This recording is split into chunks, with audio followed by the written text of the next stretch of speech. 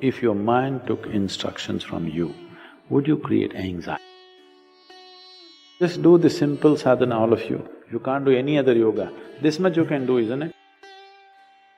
You will see half your anxiety will start settling down. Because essentially the conflict is, there are two dimensions within you. If your mind took instructions from you, would you create anxiety? No. So don't look for answers elsewhere, elsewhere, elsewhere. It is just that your own physiology and your psychological patterns not taking instructions from you. So you said so many things, I try, whatever these big words are floating all over California particularly, about surrendering to it, about letting it go, about… Not for one person has such a thing worked, ever. Has it, I'm asking you? You have anxiety, try to let it go. Does it go? Even a damn flu doesn't go. Yes or no? Even a simple cold does not go. You say go, does it go? So, let's not get into this fanciful states of surrendering. These are all words thrown around. Nobody knows what is surrender. Because when it happens, you will not know it has happened.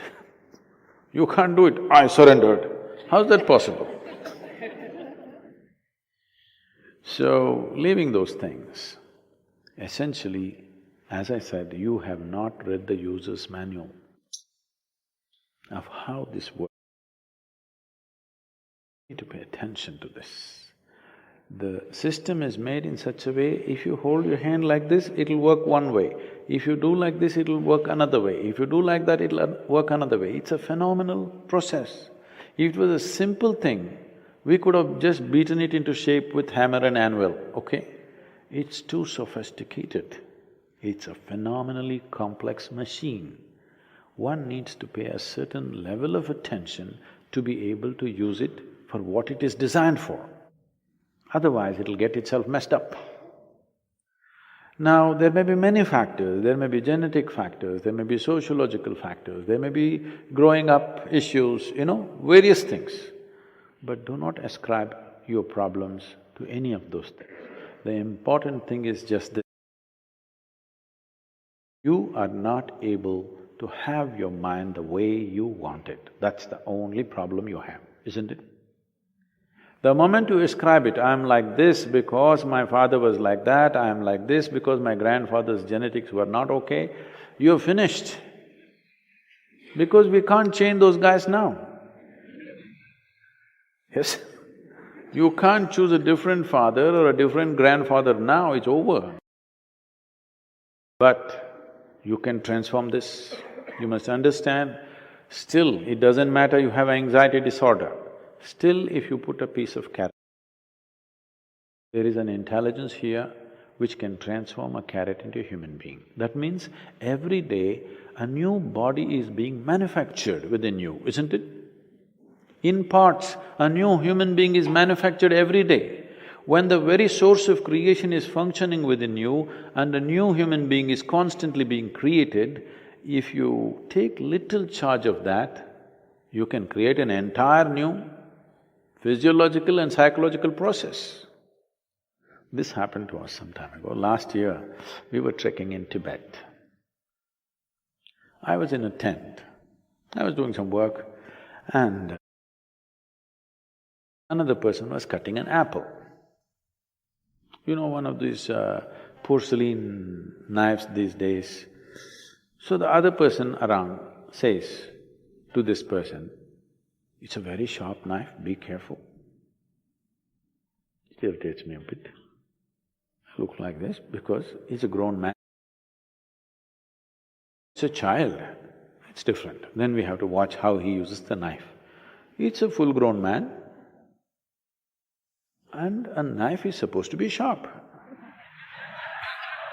If it's not sharp, why do you call it a knife?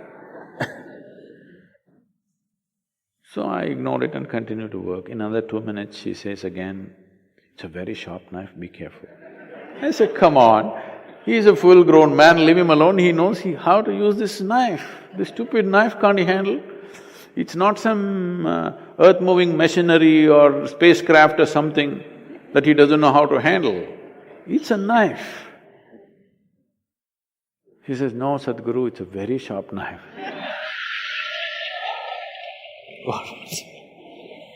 And I continue what I'm doing. In another 2 minutes, she whispers to me, be careful, very sharp. And in another 2 minutes, he cuts his finger. Then I give up, okay.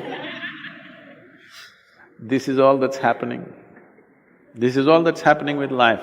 You have an intellect for which you don't have a stable enough platform. Or in other words, you have a sharp knife, a very sharp knife a very sharp knife in your hand, but your hand is not steady. You see, it's your own mind which is causing all this pain, isn't it? Yes or no? So you have a very sharp knife, the sharper it is, the more you cut yourself. So we don't have to blunt the knife, we just have to have a steady hand, isn't it? Nothing has been done about that. People are trying to blunt the knife with all these sedatives and nonsense. What you take is to blunt the knife. Blunting the knife is not the answer, because if you lower the possibilities of who you are, everything will be okay. If you remove half of your brain, you will be quite peaceful. Because it takes some brain to cause anxiety. If we really remove half of your brain, you will be quite peaceful and you may even be happy, actually. Nothing bothers you. It'll be okay. All right? But that's not what we're looking for. What a human being is looking for is to become limitless in some way. And if this has to happen, you have to create a steady platform. Knife need not be taken away, knife need not be blunted. Only thing is, hand needs to be steadied, isn't it? No process.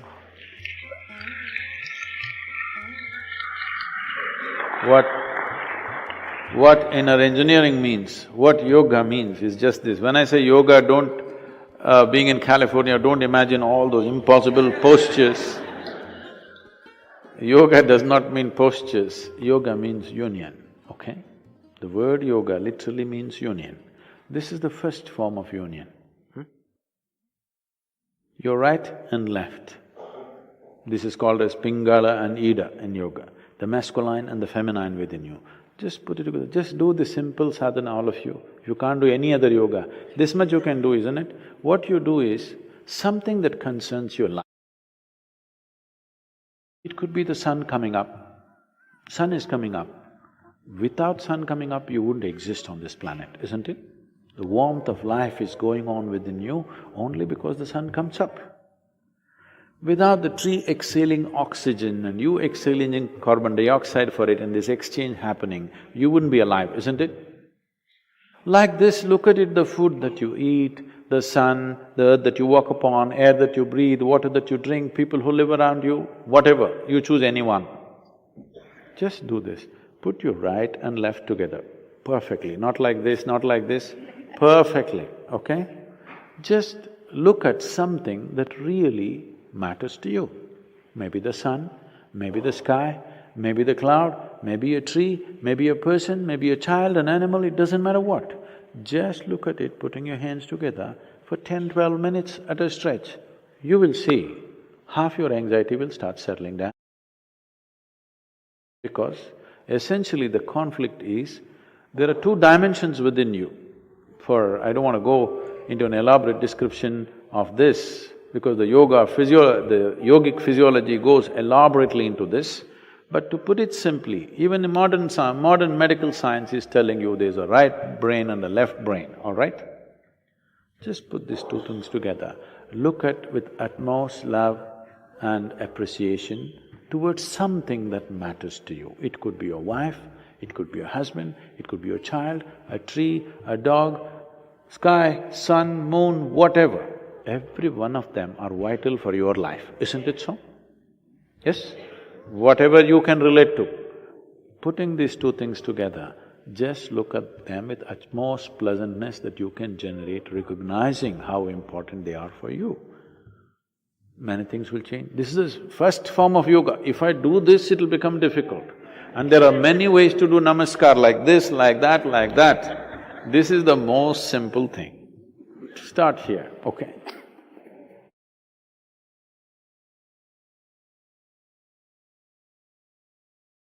For a meditator, the biggest enemy is sleep.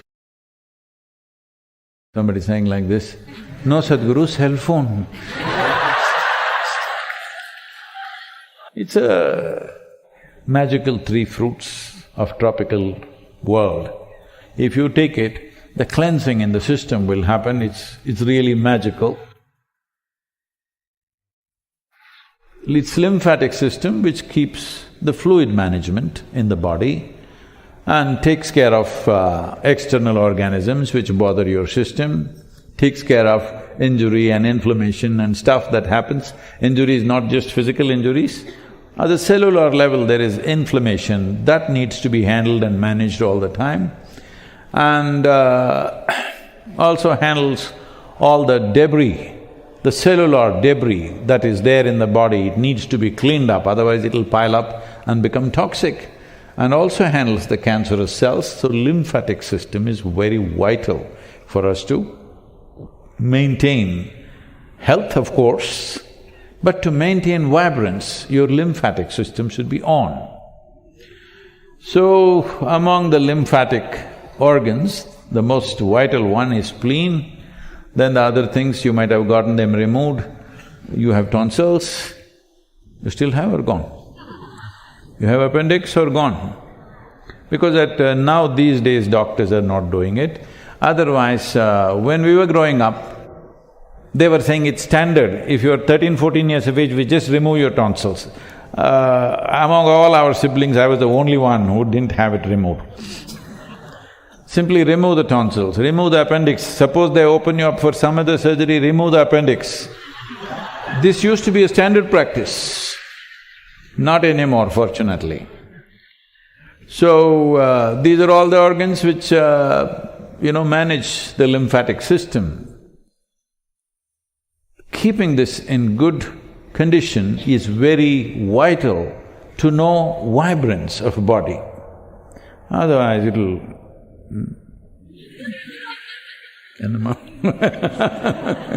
it'll… without you knowing what's happening, it'll go like that, like a sick chicken you'll become. So then if I ask you to meditate, close your eyes. Yes, because keeping the body in a certain level of vibrance and purification system working well is very vital if a human being wants to sit with eyes closed and alert. Because for a meditator, the biggest enemy is sleep.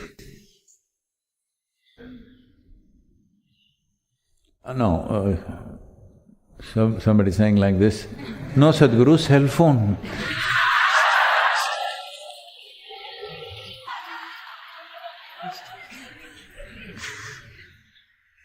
I want to meditate, but that's a different problem.